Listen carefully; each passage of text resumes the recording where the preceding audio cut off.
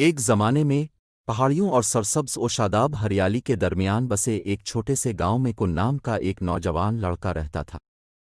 رشتہ دار تمام جانداروں کے لیے اپنی مہربانی، شفقت اور محبت کے لیے جانا جاتا تھا۔ اس کے دن پڑوسیوں کی مدد کرنے، جانوروں کی دیکھ بھال کرنے اور گاؤں کے عقلمند بزرگوں سے قیمتی سبق سیکھنے میں گزرتے تھے۔ ایک دھوپ کی دوپہر، جب کن ایک پر سکون تالاب کے قریب چہل قدمی کر رہا تھا، اس نے ہلکی آواز سنی۔ متجسس، اس نے آواز کا پیچھا کیا اور ایک کانٹے دار جھاڑی میں پھنسے ہوئے ایک بڑے سانپ کو دریافت کیا۔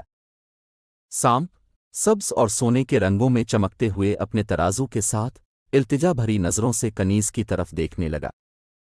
ہمدردی سے بھرا ہوا، کنبہ احتیاط سے محفوظ فاصلہ رکھتے ہوئے سانپ کے پاس پہنچا۔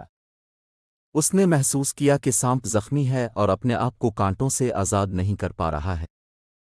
رشتہ دار آہستہ سے کانٹوں تک پہنچ گئے، ہوشیار ہو کر مخلوق کو چونکا نہ دیں۔ صبر اور دیکھ بھال کے ساتھ وہ سانپ کو اس کی تکلیف دہ حالت سے نکالنے میں کامیاب ہو گیا۔ کنس کو حیرت میں ڈال کر سانپ بولنے لگا۔ یہ ایک جادوئی مخلوق تھی جسے ایک عقلمند بوڑھے بابا نے برکت دی تھی، جس نے کنیز کی مہربانی دیکھی تھی اور اسے آزمانے کا فیصلہ کیا تھا۔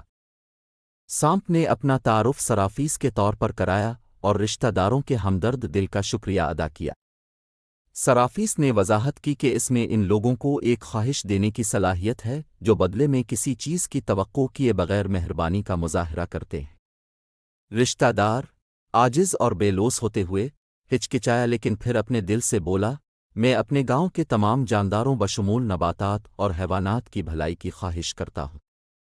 اس نیک خواہش کو سن کر سرفیس نے منظوری سے سر ہلایا اور ایک ہلکی ہوا چلائی جو اپنے ساتھ سکون کا جوہر لے گئی۔